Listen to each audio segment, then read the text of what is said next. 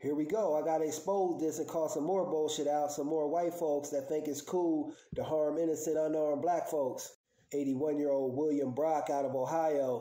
There's a lot of racist, anti-black activity that I hear goes on up there in Ohio, but I digress. The 81-year-old William Brock has been charged with the murder of a 61-year-old Uber driver by the name of Lolita Hall, shown here in this picture.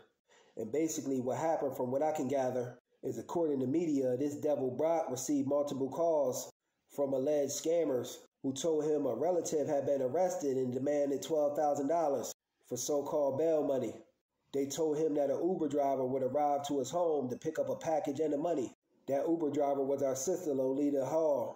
This don't even sound right if you ask me. Brock claimed the scammer, the person that so-called placed the call, threatened him and his family. The authorities say that the scammers directed Hall through the Uber app to pick up a package from Brock's home. So how does so-called scammer know which relative to tell Brock who was in jail?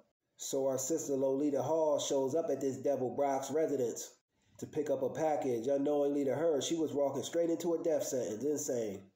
This cowardly Brock unalived our sister.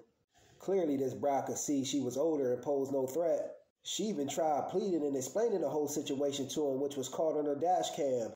He would hear none of it. He had that thing on him. This Brock took her cell phone, and when she tried to get in her car to get away to safety and flee, he shot her 3 times. Insane. Then after he shot her those 3 times, then he had the nerve to call 911. 82 years old, this guy comes out of the Jim Crow era, so you know the mentality, the mindset, the psyche of an individual such as himself.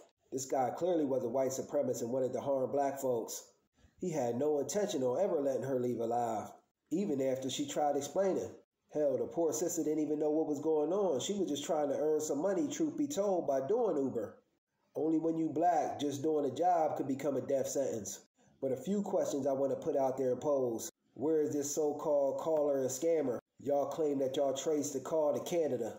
Why isn't Uber itself on the hook and liable for this as well? To the sister's family, surely they should be entitled to some kind of money for pain and suffering, even though that won't replace the loss of a loved one. And why are we just hearing about this story now when in the news headlines y'all claim that this happened a whole month ago? If you ask me, sounds like y'all was trying to cover it up. And why isn't this white supremacist charged with a hate crime on top of that murder charge? And don't spin it and try to let him get off on some kind of legality or technicality due to the fact that this case has some kind of scammers y'all allege. Just my thoughts on the matter. I want to say rest easy to my sister Lolita Hall, and I send my condolences out to her friends and family. Peace.